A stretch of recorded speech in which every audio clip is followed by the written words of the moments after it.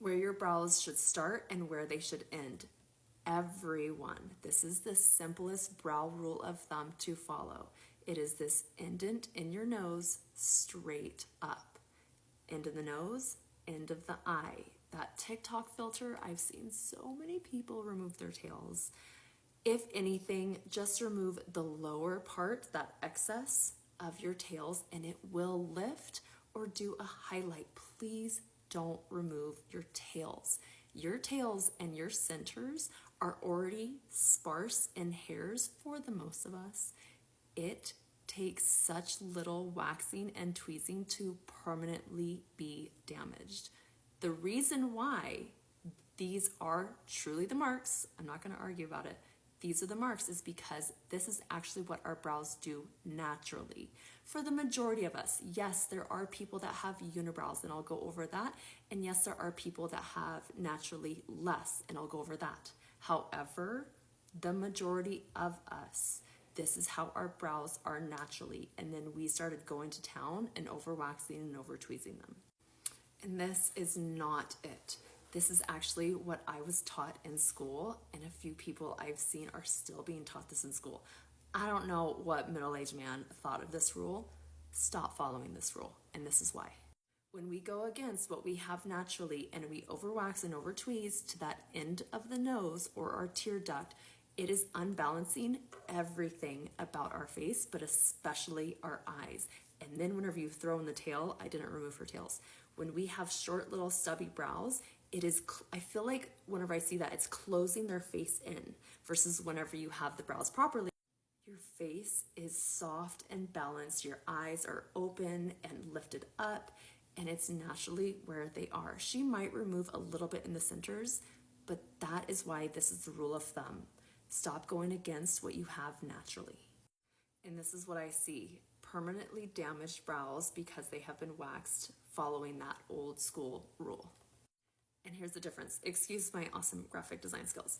You can tell that when your brows are filled in properly and they have the full length that they actually naturally had before you overwax and over-tweeze, it balances out the entire face. It's opening and lifting her eye and creating an elongated look to her face with that.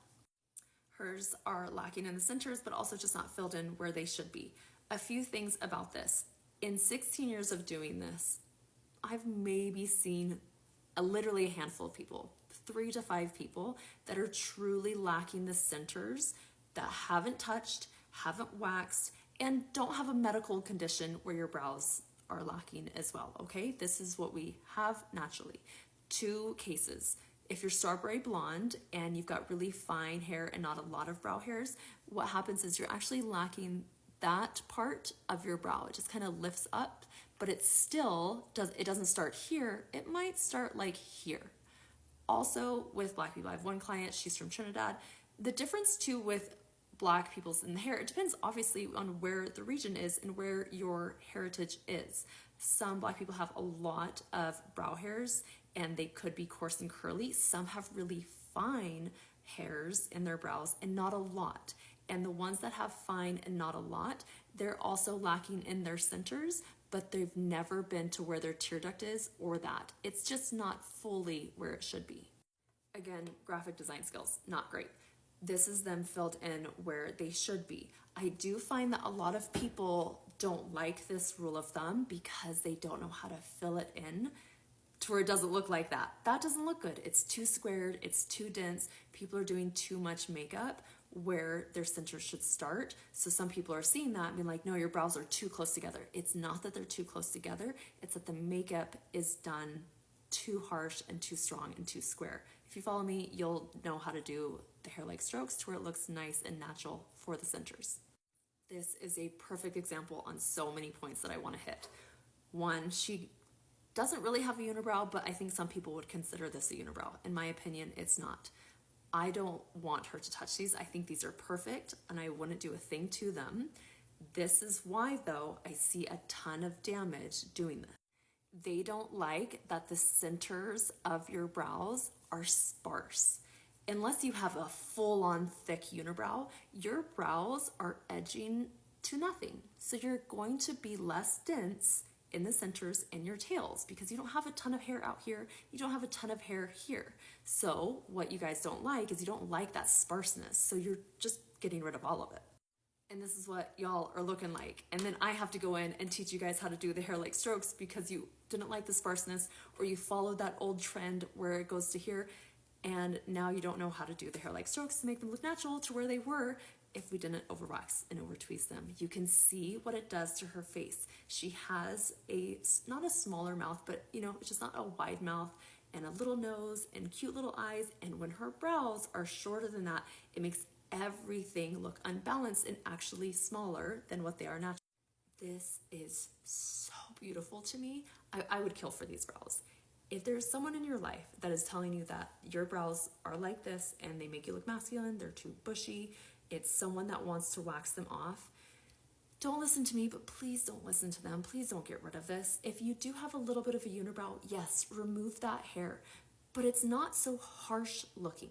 Your brows cannot make you look masculine. She cannot look masculine. Look how cute and tiny little petite her face is. I have more masculine features and my brows are not bushy and or masculine looking. It's my jaw, it's my chin. It's the whole thing, whether you have masculine features or not, it's not your brows. Please don't overwax and over-tweeze your brows because you are thinking these old thoughts. Some people think that her brows are too close together. They're not. She just has a shorter nose ridge than some of us. Here's what they would look like if we listened to some of y'all. It disproportions your facial features. It closes your eye. It doesn't open them up. It does the opposite. So at the end of the day, leave your brows alone. Tiny bit right in the centers, a little bit underneath here, but please don't overdo it because then you'll be coming back to me asking how to fill them in naturally because that's harder to do. At the end of the day, you want to embrace your natural brows. I understand you don't like them and they're too bushy and you don't know what to do and you're seeing all these trends on TikTok. Don't follow the trends with your brows. You're going to be like 50% of my clients that overwaxed in the 90s, overwaxed in the 2000s, and all of them would just kill to have their natural brows again. You would much rather benefit, and your face would much rather benefit from rocking your full, natural, beautiful brows than permanently damaging and overwaxing and over-tweezing to follow a trend.